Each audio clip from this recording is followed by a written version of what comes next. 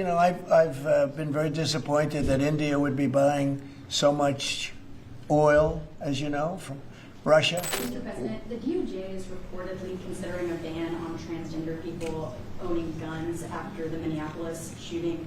Do you think they Are we talking in the military? in general? Okay, I thought you were talking about in the military. Very I'll refer to that then differently. Because it's not a military question, I'll be able to pass on that very nicely unless you'd like to talk about it. No, Pete doesn't want any part of that question. Yes, please. Mr. President, who do you blame for losing India to China? In your post earlier today in the morning, you did put that out. I don't think we have. I've been very disappointed that India would be buying so much oil, as you know, from Russia. And I let them know that. And we put a very big tariff on India, 50% tariff, very high tariff. I get along very well with Modi, as you know. He's great. He was here a couple of months ago. In fact, we went to the Rose Garden, and the grass was so soaking wet.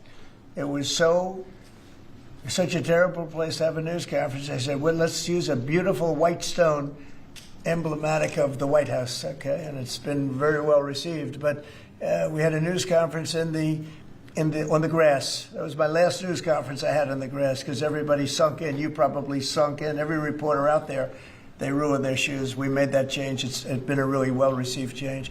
Yeah, please, go ahead. On Venezuela. You've sent F-35s down to Puerto Rico. You've sent naval vessels into the Caribbean.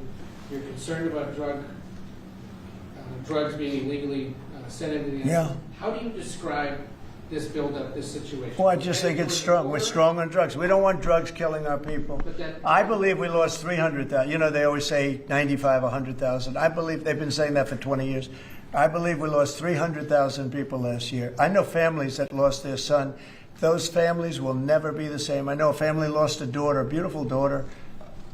In fact, it was like she took something that she thought was like a minor deal, and it turned out to be riddled out with fentanyl, the size of the head of a pin, and you're dead.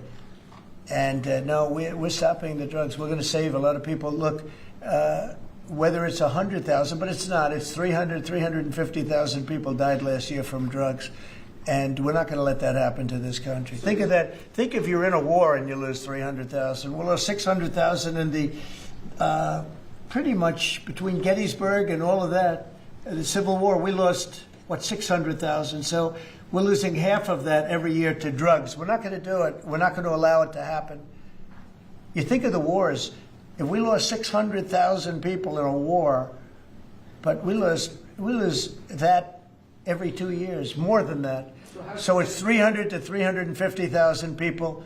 And when I see boats coming in, like loaded up the other day with all sorts of drugs, probably fentanyl mostly, but all sorts of drugs, and we're going to take them out. And if people want to have fun going on the high seas or the low seas, they're going to be in trouble. I will tell you, boat traffic is substantially down in the area that happened. And they called it the runway. It's a runway to the United States.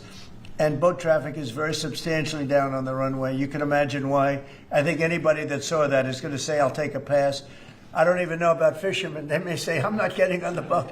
I'm not going to take a chance. What happens if Venezuela flies jets over U.S. naval vessels again? Well, I would say they're going to be in trouble.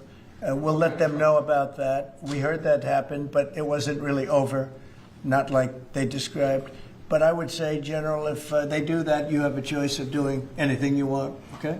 If they fly in a dangerous position, I would say that you can, you or your captains can make the decision as to what they want to do. All right? Sure.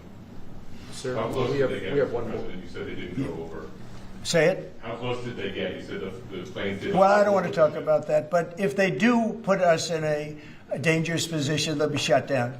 Thank you very much, everybody. So we're going to now cover the G20, and I'm going to let these people go back to the Department of War and figure out how to maintain peace. Okay? Thank you very much. Thanks, Pete. Congratulations, General. Thank you very much. Appreciate it. Great job. Sir, just before G20, we do have one more EO for you today. And I should also say that the Department of War EO that you signed was actually your 200th EO since you came back into office on January 20th. That's more than Joe Biden did in his entire term in office, more than Obama did in either of his 2 terms in office. So it's a momentous accomplishment and